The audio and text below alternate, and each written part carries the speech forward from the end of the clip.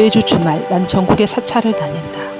전국의 큰 사찰부터 이름 없는 아주 작은 암자까지 그때그때 상황에 따라 순례를 떠난다. 전국 각지의 사찰을 다니다 보면 그 절이 가지는 느낌이 전해져 온다. 어떨 땐 생각지도 않은 작은 절에서 뜻밖의 느낌을 받을 때도 있다. 그럴 경우 그 신기함에 자주 가곤 한다. 한동안 시골에 이름 없는 작은 암자를 다녔다. 그러다 앞주 토요일에는 순천 송강사와 강원사를 다녀왔다. 순천 송강사에서 항상 맛있는 공양을 하다 보니 내 기억에 각인되어 있는 어떤 사찰에서 공양이 생각나서 써본다. 순천 송강사는 공양이 참 맛있다. 전국의 사찰을 다니며 먹어봤던 공양 중 가장 맛있는 곳은 단연코 순천 송강사이다. 반찬도 맛있지만 밥도 기본 2가지로 나온다. 어떨 땐 3종류 밥이 나올 때도 있다.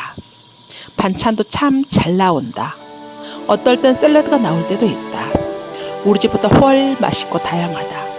한두 가지가 아니다. 보통 7, 8가지 정도 나온다. 하물며 보통 2가지의 국이 나오기도 한다. 정심 공양 시간은 스님의 공양 시간과 일반인들 공양 시간으로 나뉘어진다. 스님들 공양 시간은 11시이고 일반인들은 보통 11시 20분 정도에 가면 된다. 맛있는 공양을 하다 보니 어느 사찰에서 먹었던 공양이 생각났다. 오래전 우리 형제 자매들은 아침 일찍 출발하여 사찰을 둘러보고 공양을 하기로 했다. 점심시간이 되어 공양간을 갔다. 때는 초여름이었고 그날의 반찬은 3가지였다. 상추 겉절이, 오이 무침, 김치, 국은 생각이 나지 않는다. 우리 입맛엔 너무 특이하여 지금도 기억에 각인되어 있다. 상추 겉절이에서 어떻게 이런 맛이 나는지 도무지 이해할 수가 없었다.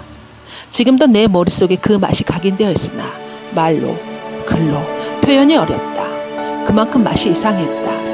나뿐만이 아니라 우리 형제 자매 모두 다 똑같이 그렇게 느꼈다. 도저히 먹을 수가 없어서 공양을 포기하고 나왔다. 그곳에 있던 다른 사람들을 둘러봤다.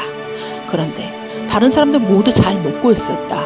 우리만 이상했다. 참으로 맛이 이상했다. 2, 3년 후 다시 그 사찰을 갔다.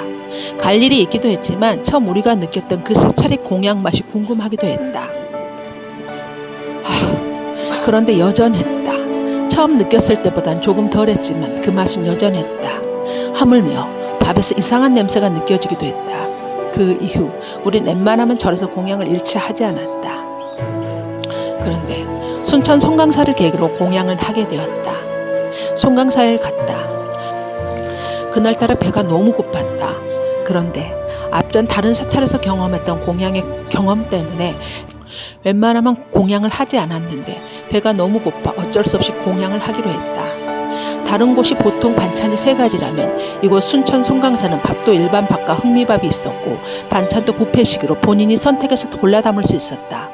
하물며 떡과 과일까지 있었다.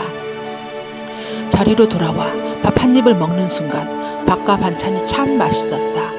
순천 송강사의 공양을 계기로 모든 사찰에서 공양을 다시 먹게 되었다. 이곳의 공양을 비롯하여 다른 사찰에서 공양도 모두 괜찮았다. 그런데 왜 유독 그것의 사찰만 맛이 이상했을까? 나 혼자만 느꼈던 것도 아니고 우리 형제자매 모두 다 그렇게 느꼈을까? 항상 의문으로 남아있었다. 그런데 그런 경험을 다른 사찰에서 또 한 번 하게 되었다.